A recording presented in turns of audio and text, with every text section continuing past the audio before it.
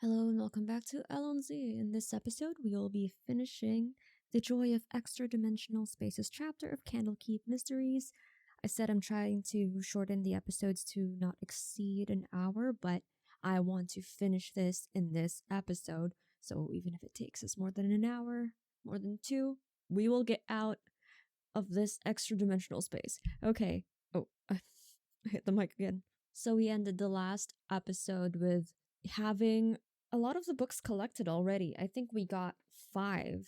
And spoiler alert, there's a total of 7, so we're close. We're right there. But as soon as we got the latest book that we got, as soon as Celestine picked it up, those swords that are mounted on the wall of the trophy room suddenly moved. And we were once again fighting animated furniture. So that's where we'll start, getting right into the combat. And again, we will finish this episode. We will find Matreus. We will get out of this mansion in this episode. I also miss Cinna, so I can't wait to see what adventure I will do with her if she's gonna solo something. I haven't decided yet. But for now, let us roll for initiative. Whenever I'm not sure about the initiative order, I will just roll for them. I know in some scenes, I just do what makes sense narratively, like who attacks first, but I'm not sure in this case. I would think it's the sword, but let's see. So, rolling 3 dice for my players, my characters. Okay. Oh, Nax got a nat 1. But dexterity modifiers. So Nax got a 3. Celestine got a 16 plus 2. Celestine got an 18. Caelum got I think he has 0. Yep. Okay, so Caelum got an 11. And the flying sword will get a 18 plus 2, 20. So, okay, the flying swords attack first, which perfectly makes sense. Okay, so there are technically 2 flying swords, but I will make it just 1 unit. So they have an average HP of 17 or a 5d6. So what I'll just do to sort of balance it in a way, even though not really because action economy and whatever, but I'll just take their max possible HP, which is 30. So 1 flying sword, well, 2 flying swords, but I will treat them as 1 unit with their max possible HP, which is 30. Okay, got those listed. Our current HP for the party, we have Celestine at full, 14. Caelum is at 17 over 20, 17 out of 20, and Nax is at 6 over 8, so we have to keep Nax alive. The flying swords go first. They're immune to a lot of things. Right, so Celestine was the one who touched the book, who moved something in the room, so they will target her with a melee weapon attack. They shoot through the air, trying to slash at Celestine. They have a +3 to hit. Should I make them do 2 attacks? That'll be the same thing, but at least they'll have pooled HP. So I guess one way to go about it is that if your damage spills, like you did too much damage and it downs one creature, and you have excess damage from it, it can spill over to the next. I think that's what some would do, but let's see. So +3 to hit. That is a 19 plus 3, 22. That definitely hits. And it's 1d8 plus 1 slashing. D8, D8, D8. God, where's my D8? Here. That's 5 slashing damage to Celestine. Now she's at 9 HP. Second attack. 8 plus 3 is 11. Doesn't hit Celestine's 13 armor class. Okay, so now she is at 9 HP. And it is Celestine's turn. Perfect. So as the first sword catches Celestine along her arm that was holding the book, she manages to twist away from the second strike, which slices through the air where she was standing just a heartbeat before. She now has a gash along her arm, and she says, "I wasn't stealing, I was just borrowing it." And then she, out of panic, will cast Thunderwave to try to get them away from her. Does she have spell slots still? Yes, she has 2 more spell slots. And Thunderwave, they have to make a Constitution saving throw. They have a +0. Okay. Oh, that's a 3. It definitely won't save with Celestine's spell save DC of 14. So they will take 2d8 thunder damage. Out of panic, she just wants to get these sharp things away from her and the book. That is a 7 plus 4, 11 damage to the sword unit. And they, along with anything else that is in front of Celestine in her immediate vicinity, they are thrust 10 feet away from Celestine. So the cozy atmosphere of the trophy room is instantly demolished. The reading table that she picked the book up from, it's upended. And some of the books were sent spiraling into the air. The illusory fire in the hearth also flickers wildly as the thunder's crack echoes through the room. And she will bonus action Bardic Inspiration Nax, because he's the lowest level of them, and saying, Nax, get behind Caelum. Just provide support if you can. Please don't get hit. And he has, what is his? What is her Bardic? 1d6 for whatever he needs. Okay, Nax has Bardic. Now it's Caelum's turn, and he has 1 spell slot left, so we will think about that. Okay, I guess he'll just hurl a firebolt at these flying swords. Okay, makes a ranged spell attack. And again, they have an AC of 17. Ooh. He has a +4 spell attack bonus. Okay. That is a 16 plus 4, no, dirty 20. Definitely hits. And Firebolt will deal a 1d10 fire damage. D10. Where is the d10? It's this one. Okay. That is a 6. Just 6, right? No modifier. 6 fire damage. A flammable object hit by this. Oh, it's not flammable. So there's just 6. Okay. So a small searing mote of fire ignites at his fingertips and streaks across the room. It strikes the blades with a crackle of sparks and leaves them with a glowing red welt on the steel. The flying swords are slightly blackened because of this, but they remain airborne and still deadly. Now it's Nax's turn. Wait, hang on. Can Caelum bonus action guidance? I'm gonna double check. No, okay. Guidance is an action. Welp. Alright, Nax, you're up. Will we finally see your dragon things? He will do... He has a small selection of evocation spells, of attack spells. Most of these are utility. So we will just do Magic Missile. He will cast Magic Missile on the swords. I don't think it'll be enough to down them, but hey.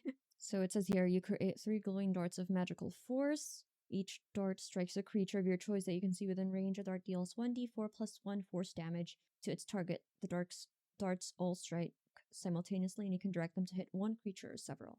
Okay, so 3 glowing darts. So that is 3d4 plus 3. Alright, I have 3d4. The triangle ones. Even if he does max damage here, they will still be left with 1 hit point.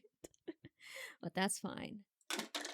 Oh, that is 3 plus 2, 5 plus 1. He does 6 points of force damage. Oh, I forgot about the modifiers. So plus 3, 9. So if he did max, it would have been enough, but he didn't. So he does 9 points of force damage. Great. So as he sees Caelum and Celestine do damage to the swords, he decides to provide support by also attacking. And from his crouched position behind the scarlet armchair, he rises just enough to see these hovering swords as 3 bolts of energy gather in the air around his fingertips. They streak across the room, weaving through the debris and the overturned tables, and they slam into the flying swords simultaneously.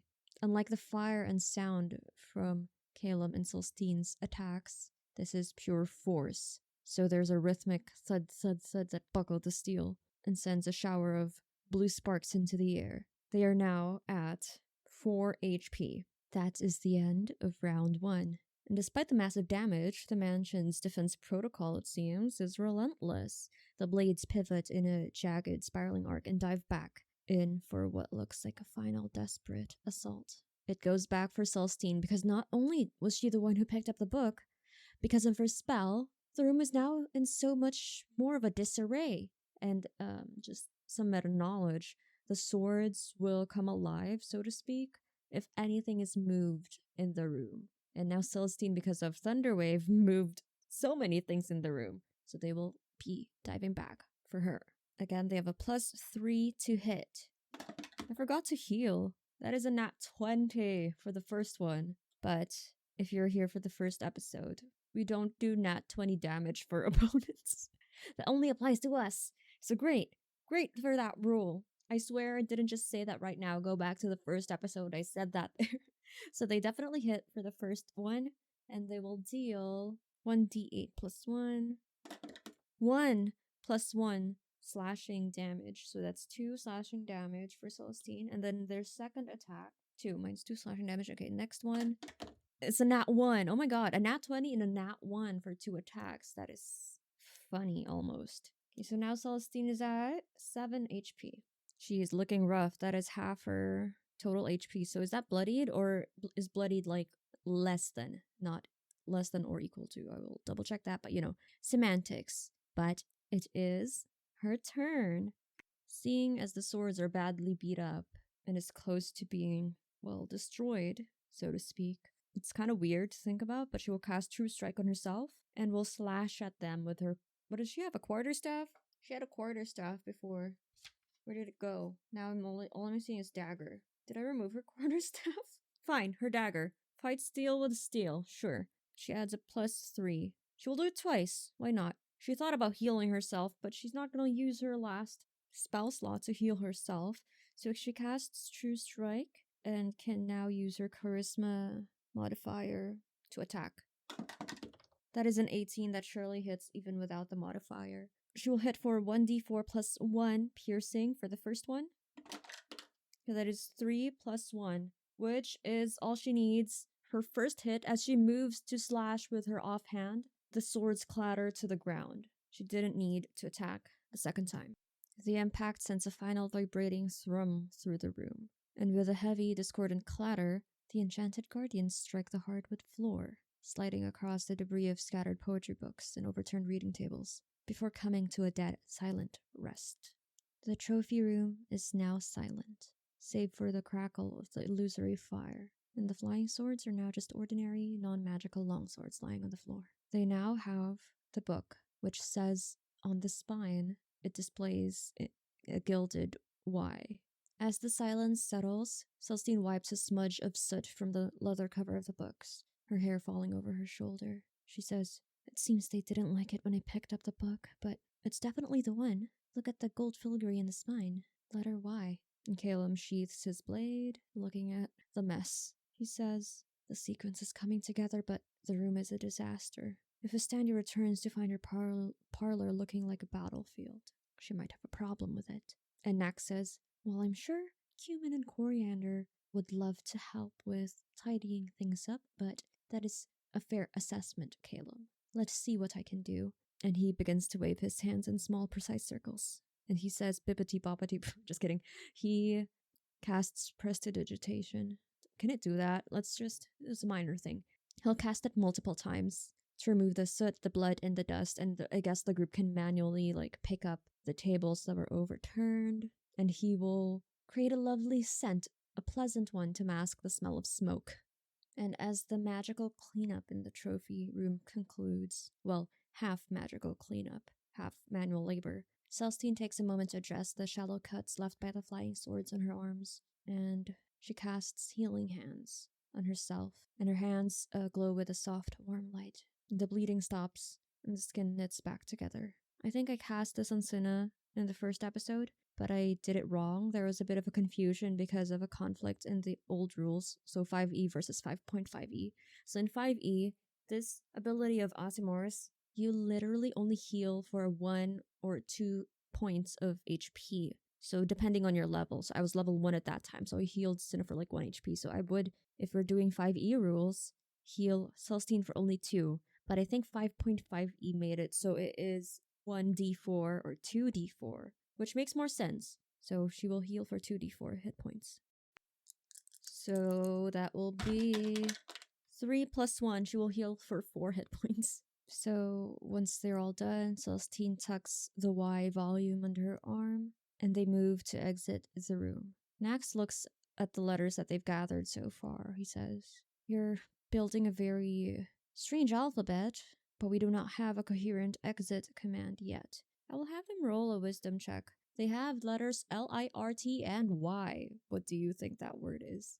Well, I know. I've known it all along, of course, but do they know? Let's roll a wisdom check. Where's my other dice? Where's my dice? Where is my d20? Oh, there. Okay. Let's see who will figure out what it is. That is a 2 for Caelum plus his wisdom, which is 2, so 4. It's 8 for Nax, he has 0 wisdom. And a 19 for Celestine plus her wisdom of 1, so a dirty 20 for Celestine. Celestine will say, I think I know what the word is, but we don't even have Matreus yet, so there's no point in trying to exit this space. The bedroom is just through here. It's the last room on this side. We should finish the search on this level. And Caelum once again steps to the front. He agrees, saying, yes, let us finish the search for this wing. We've spent enough time in this parlor, and every minute we're puzzling over the spines is another minute Matreus is unaccounted for. And they head towards the last room in this floor, the easternmost one. So the trophy room is not connected to the bedroom, so they do have to go out of the trophy room through the door that they came in. There's a little hallway that leads further east. So coming from the staircase, it's just one long hallway to the east. And the door is just at the end of it. And they step into the most personal space in the house. There is a magnificent canopied bed with rich scarlet curtains that occupies the corner, and a large painting of a gold dragon perched heroically on a mountaintop on a wall. And there is a fluffy black cat that is napping on a scarlet chair, but it sits up and mews at them as they enter. This is not the cat that they befriended at the lower floor. The cat jumps down from the chair and stretches and approaches the characters and sort of is just circling them around their feet. Hence, the party is careful so that they don't step on the little cat. And Celestine quickly befriends this one as well. And there's a stack of books on the nightstand right by the bed. It seems Fistandia kept her books on the nightstand. Of course she did. And the one that they're looking for is placed right on top of the stack. There's a gilded capital letter on its spine. I think, seeing as Caelum is the first one to walk in here, maybe Celestine's being very careful since the cat is following her more than the other two. Caelum is the one that picks this one up, and he sees the letter E. He announces to the room that he's found what they needed and sort of like hurries them. He says, we got it. It's the letter E. That makes 6. He announces with a sharp nod, and Nax hurries over to him and says, oh, I see, Celestine, what you mean. We almost have the complete word now. Seems we only have to look for the letter B. But alas, our friend is nowhere still to be found. And Caelum moves towards the door and ushers the others out with a sweep of his hand.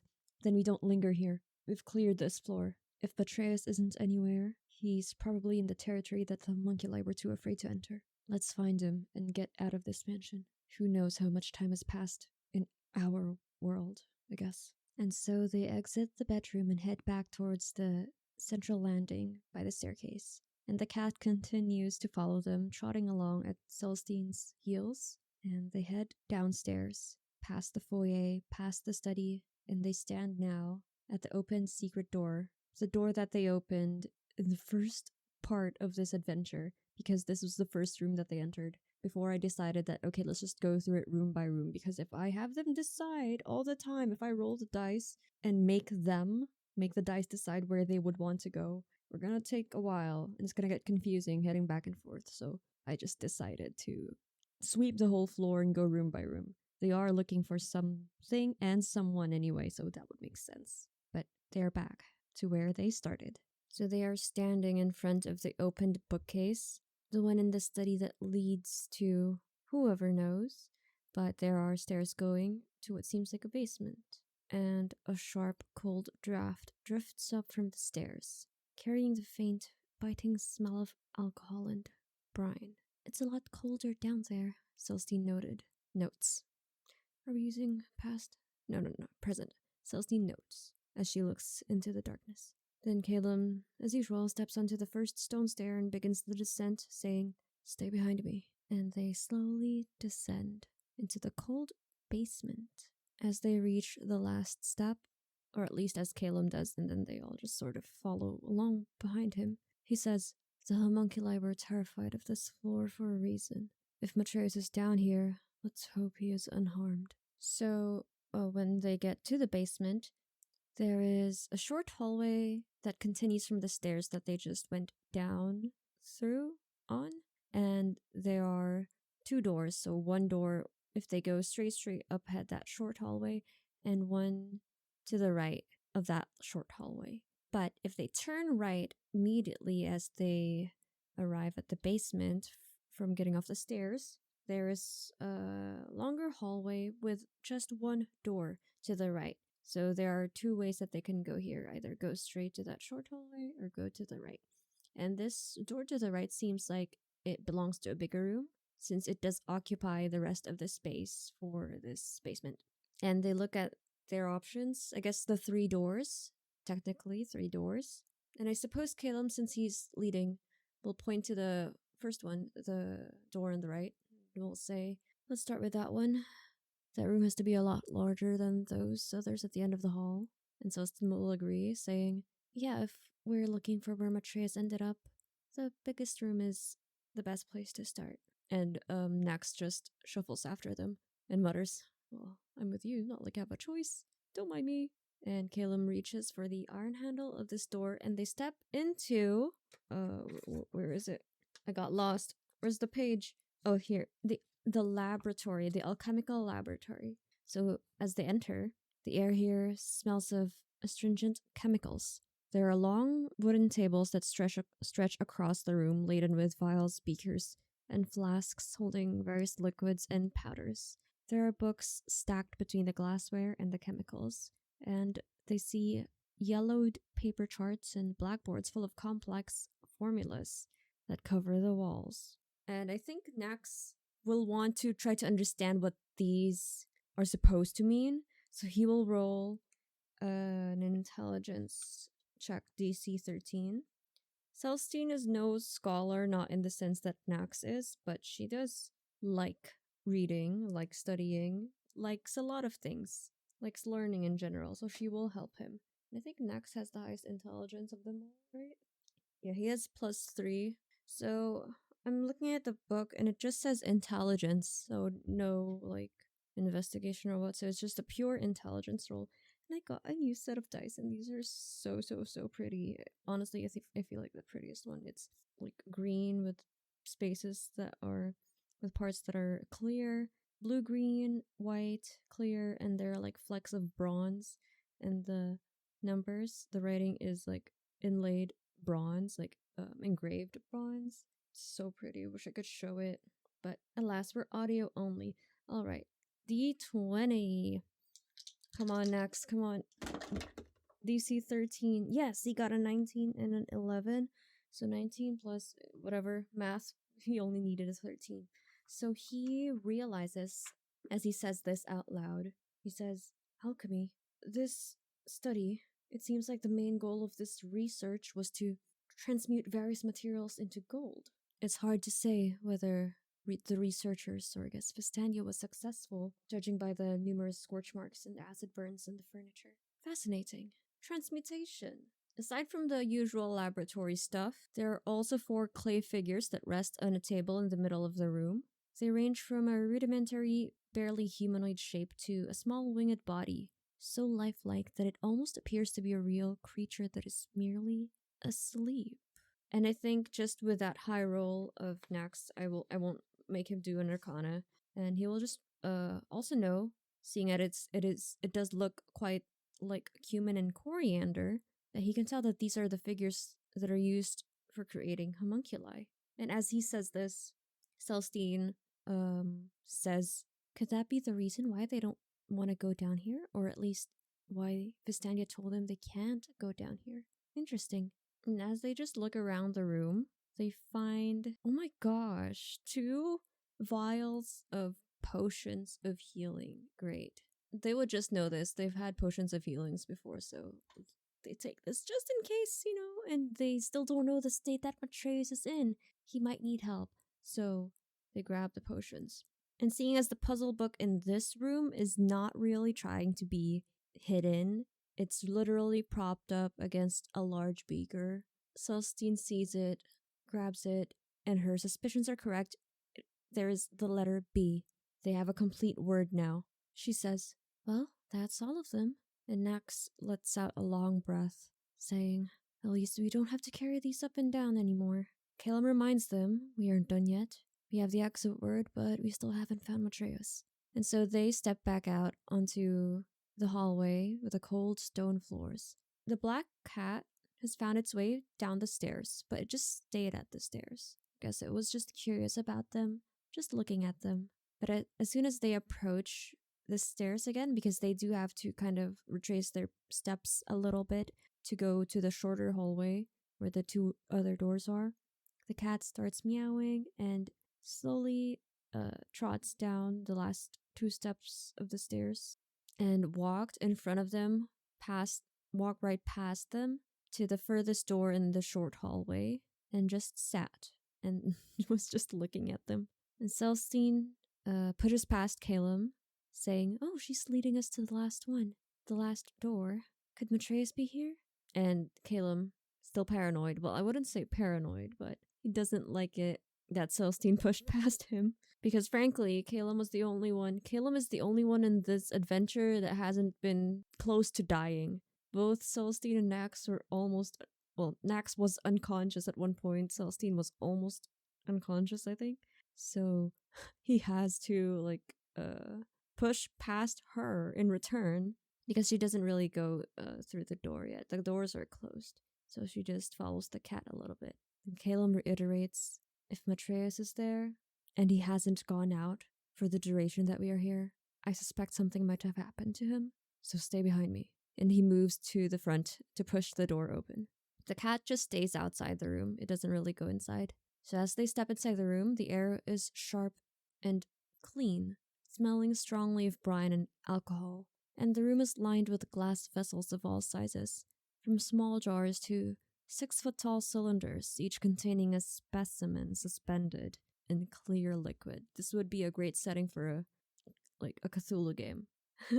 And Celestine whispers as she scans the rows of preserved creatures, "It's like a museum of things that shouldn't be." And Nax is the first to see Matreus as he shouts, "Matreus!" And he hurries forward.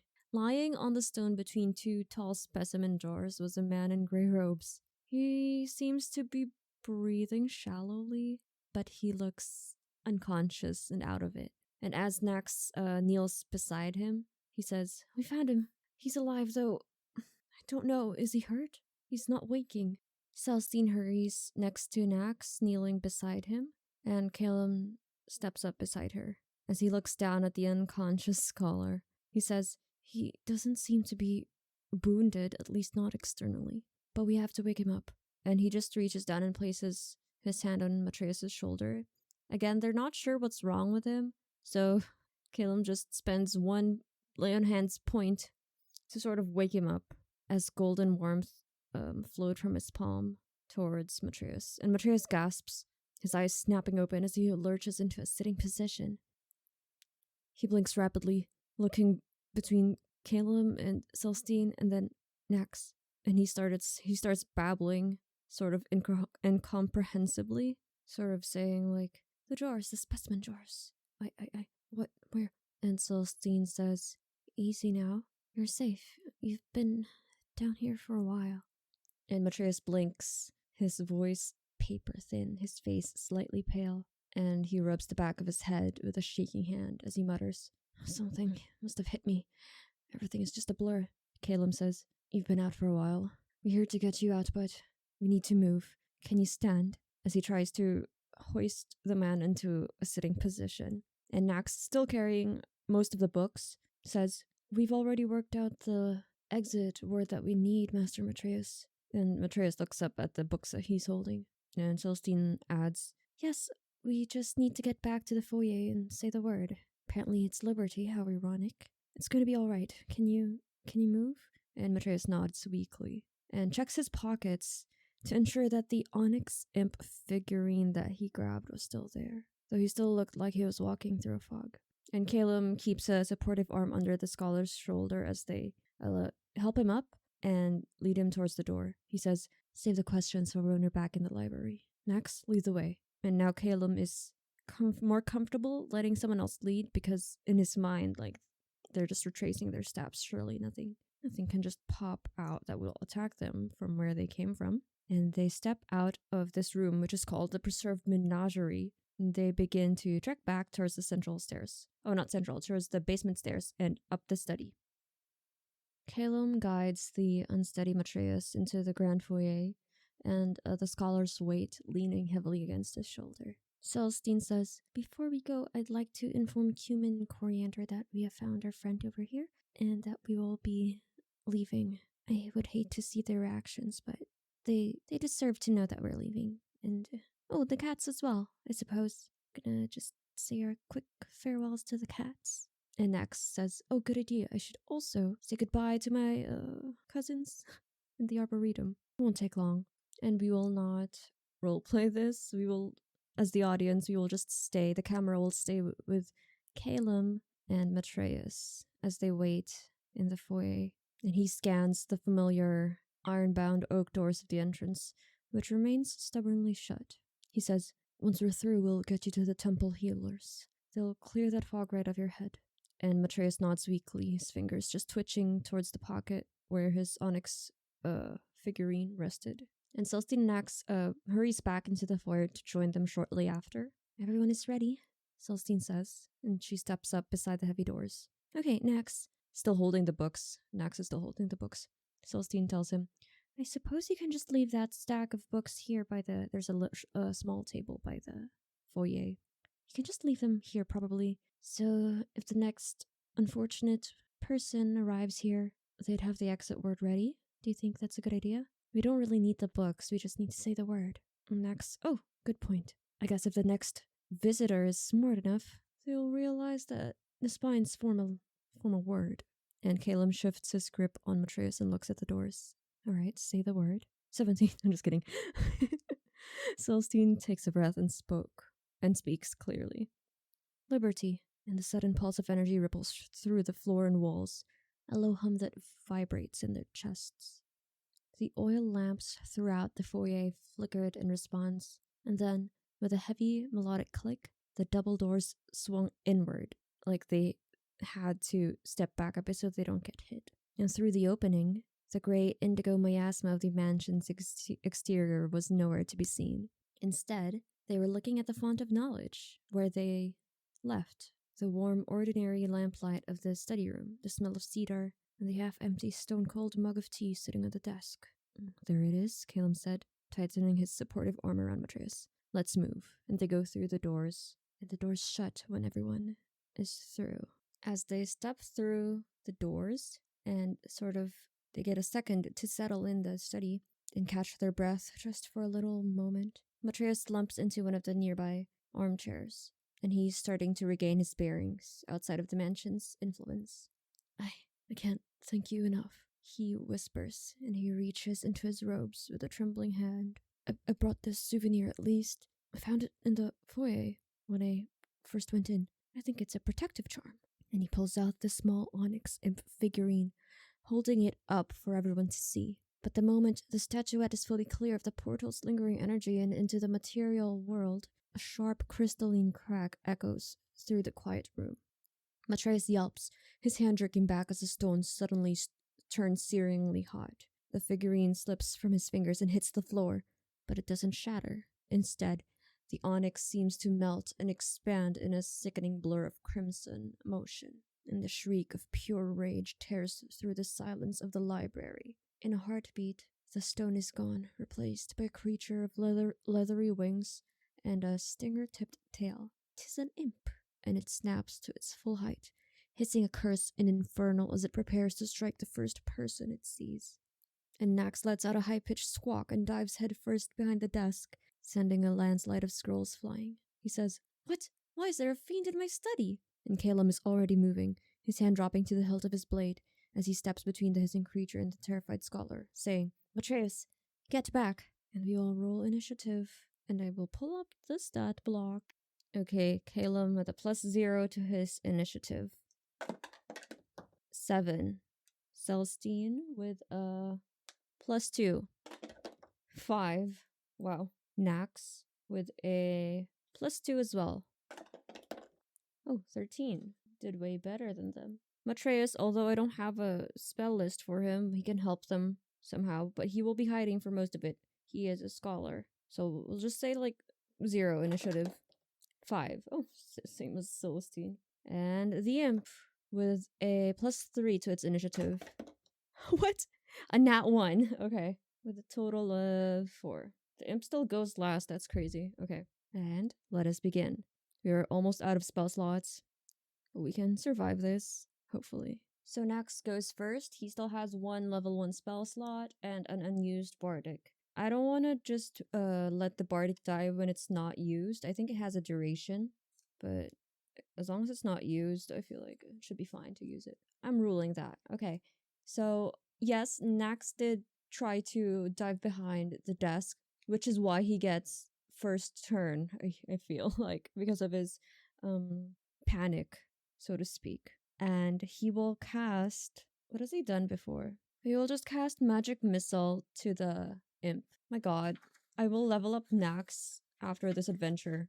I don't even know when we'll encounter him next. Oh, maybe when you get back to Candlekeep. As long as he doesn't die in this encounter, I suppose.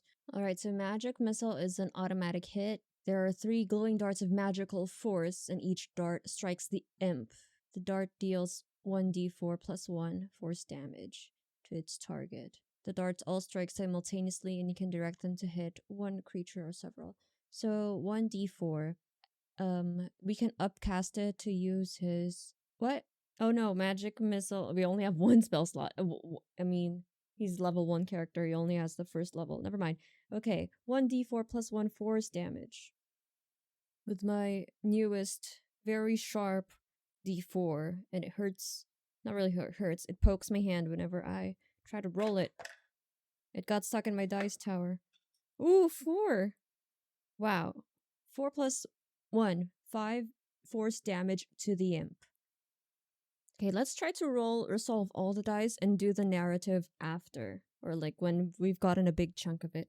I'm gonna try that because I think the narrative after every turn makes it too long unnecessarily. But let's see what works. Next in the initiative order will be Caelum, who still has 1 spell slot. Oh, and he's at 17 out of 20 hit points, and Nax is at 6 out of 8 hit points. Nax at 6 and Celestine at 11. Caelum, I think, is close to Matreus, so he's quite close to the imp when it transformed from a figurine to an imp. And he will just use his long sword to deal slashing damage. So he has a +4 to hit. The imp has a 13. Oh, hopefully that's easy. I don't want to jinx it, but okay. Long sword +4, 1d8 +2 slashing. Martial versatiles. Sap. I keep forgetting sap. Okay. 1 slash with his long sword. Ooh, an 8 +4, 12. Ooh, he misses. Is there anything I can do? Can he cast guidance on himself? Can we add guidance? Can we use guidance for attacks? I'm gonna look it up. Oh no, we can't. Okay, never mind. Okay, so he misses because the imp is flying. And let's just say he was caught by surprise. So he misses by an inch to the left of the imp. And the imp just sort of shrieks as it dodges. And for his movement, Caelum will further place himself in front of Matreus so that the imp doesn't have like line of sight or whatever of Matreus. Okay, now it's Celestine's turn. She has 1 spell slot left, and she will use it to cast Chromatic Orb with a Thunder type. I think we used Thunder as well previously. Oh my gosh, am I typecasting her? She likes using Thunder Wave and Thunder Chromatic Orb. I guess it makes sense. She's a bard. It's all sound, you know. Okay, so she will cast Chromatic Orb, and she hurls a Thunder Orb at the imp. She makes a ranged spell attack against the target. On a hit, the target takes 3d8 damage.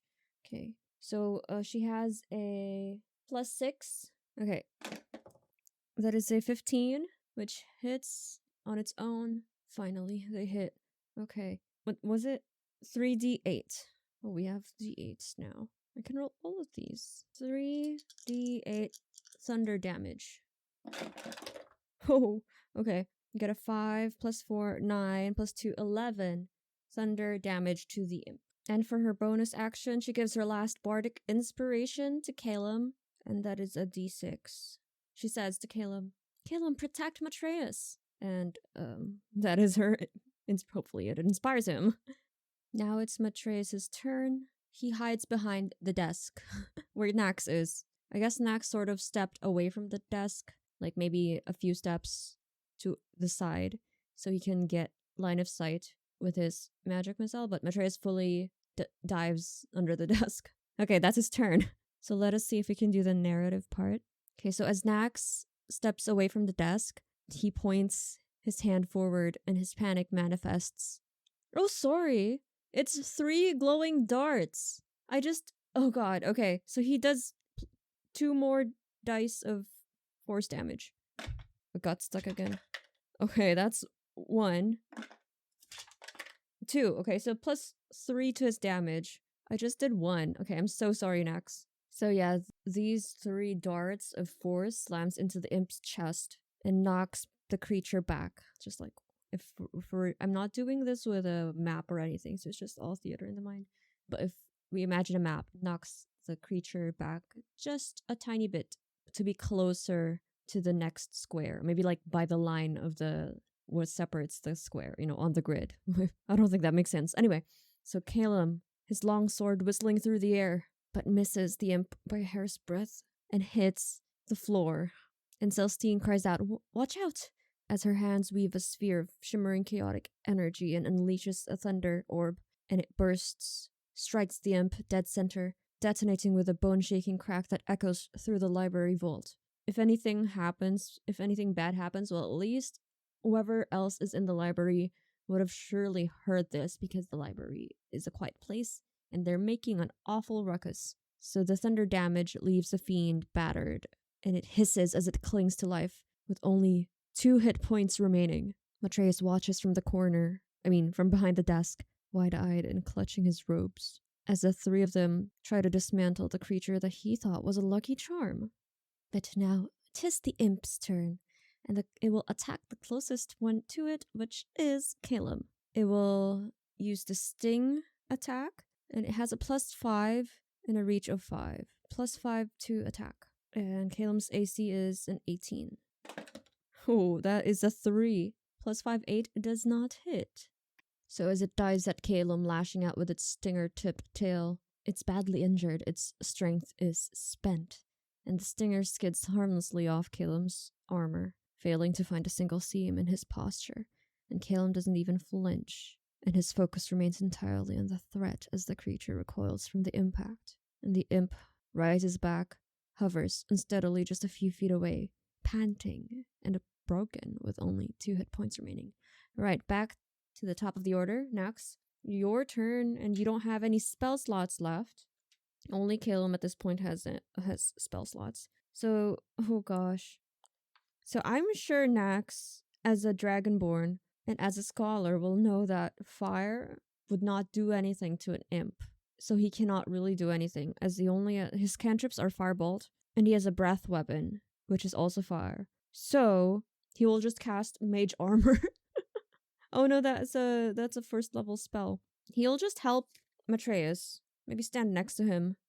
We can do something with a Mage Hand. Nax will cast Mage Hand to throw some of the scattered scrolls at the imp. It can do that, right? So it will help. Who's the next one? Caelum. We'll give him advantage in his next turn. That's Nax's way of helping. He doesn't have anything else, okay? So hopefully Caelum hits. Come on, it's just 2 hit points left, alright? Okay, Caelum. With Nax helping you, you roll 2 d20s. He swings again with his long sword. Where's my sheet? Okay. And he adds a +4. Okay, so the dice roll was 7 and a 9.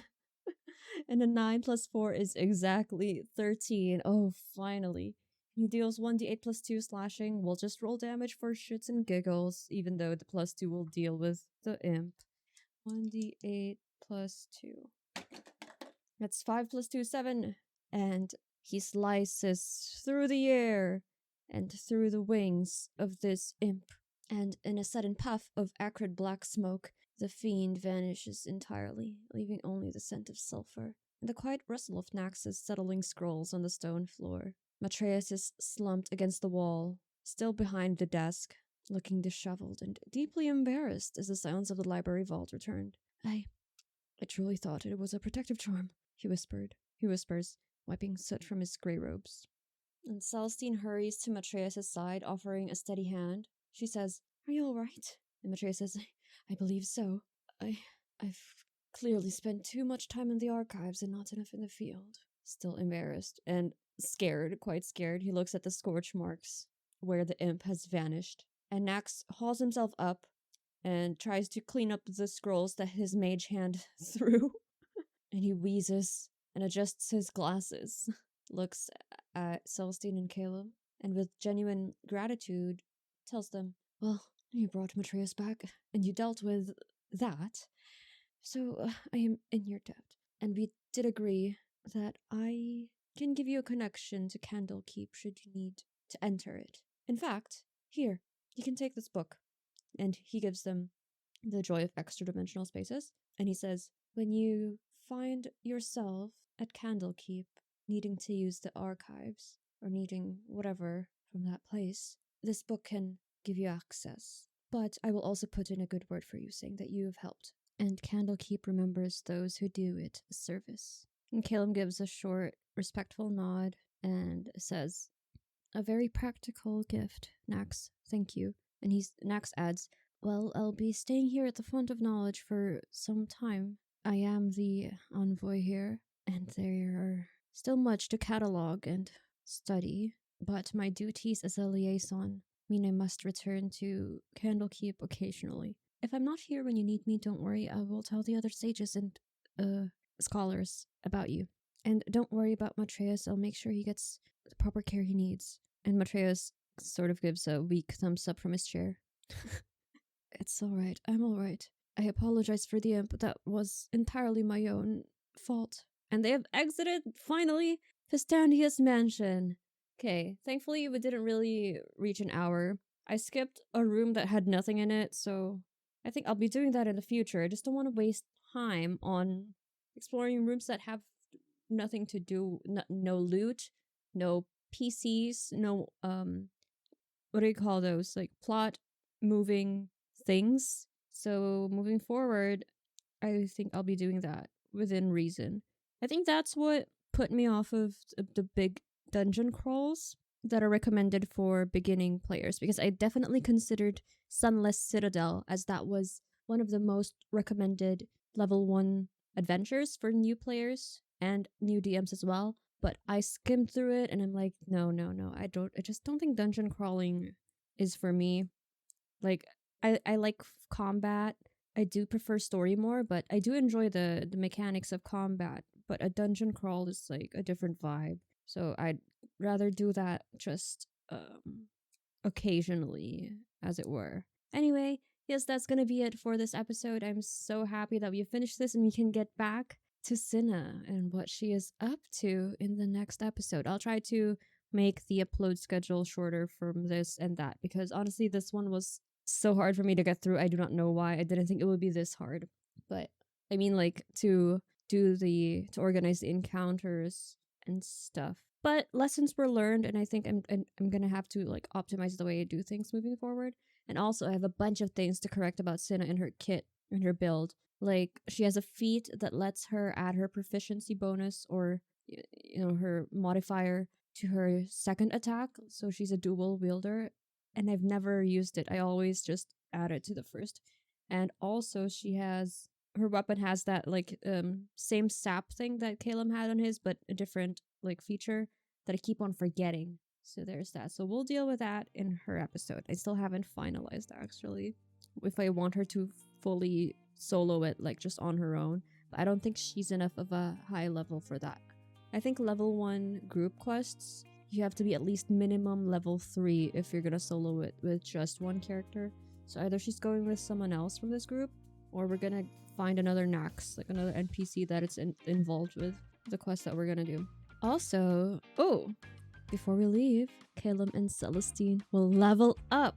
Sorry, Cinna, you need to do your next quest first before you level up. And they can choose their subclass now. I will be updating their sheets off stream, off the record, but I do believe I will just keep Celestine as a pure bard. I mean, not pure bard, like College of Lore bard. And Caelum, I'm debating on 2 Paladin types, but we'll see. You'll know about the next time you see them.